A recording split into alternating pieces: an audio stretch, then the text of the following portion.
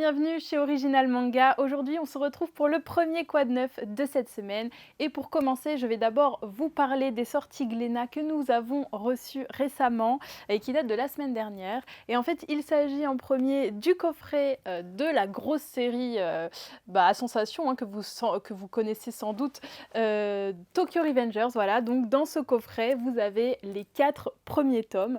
Donc si vous souhaitez découvrir la série, si vous en aviez entendu parler ou si vous souhaitez la faire découvrir à quelqu'un, c'est idéal. Le coffret est assez sympa, voilà.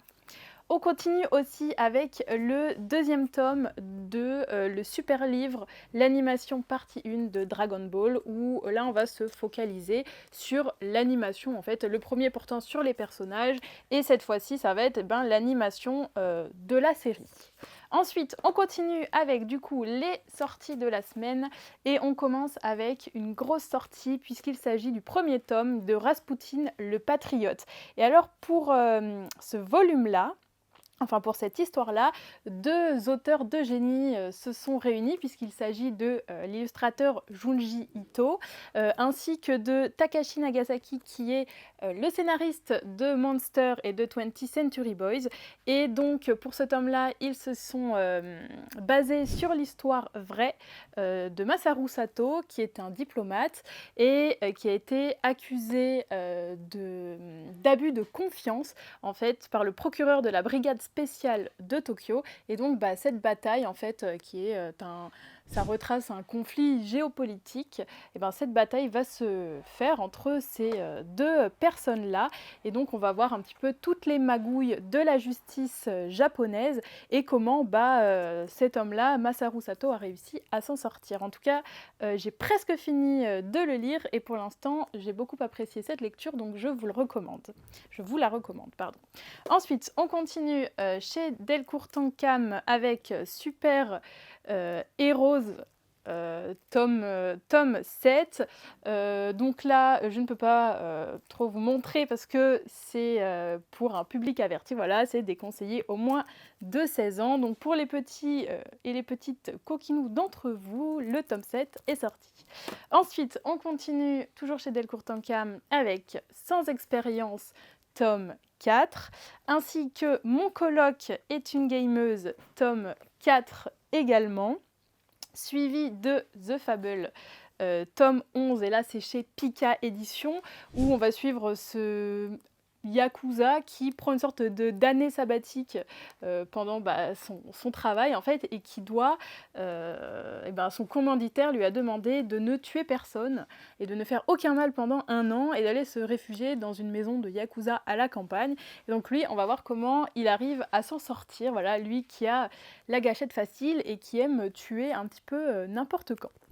Ensuite, on continue avec encore un tome 4, et cette fois c'est J'irai te tuer dans tes rêves, où on suit l'histoire d'un jeune homme qui a perdu sa petite sœur, qui a malheureusement été assassinée par 3 personnes.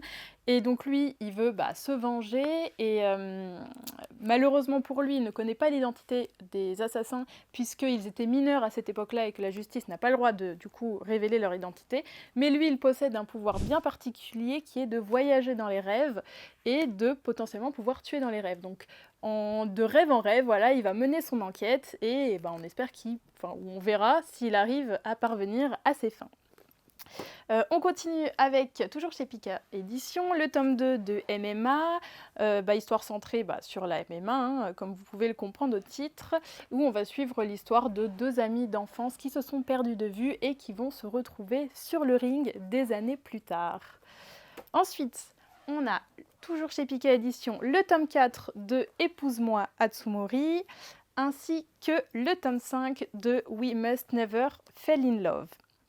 On continue avec le tome 24 de Triage X, ainsi que le tome 9 de I'm Standing on a Million Lives, tome 9. Et puis, pour finir sur cette sortie, on a le tome 37 de Rinne chez Crunchyroll par l'auteur de Ranma 1/2.